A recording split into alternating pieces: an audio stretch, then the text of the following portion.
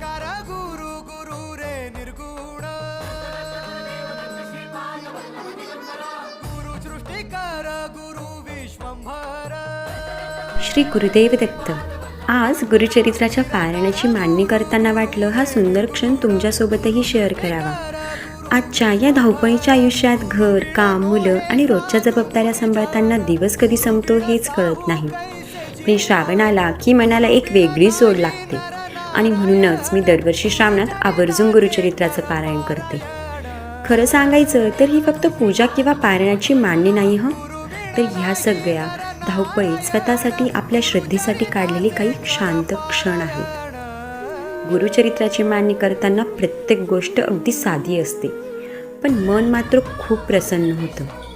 दिवसभराच्या गडबडीत मनात असलेले कितीतरी विचार काही वेळासाठी शांत होतात.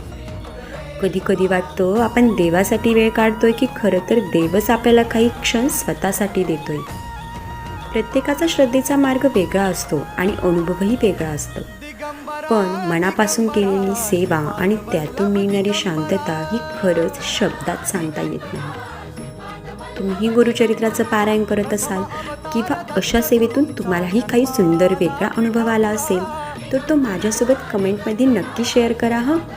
कदाचित तुमचा अनुभव आणखी कोणासाठी तरी प्रेरणादायी ठरेल. धन्यवाद. श्री गुरुदेव दत्त.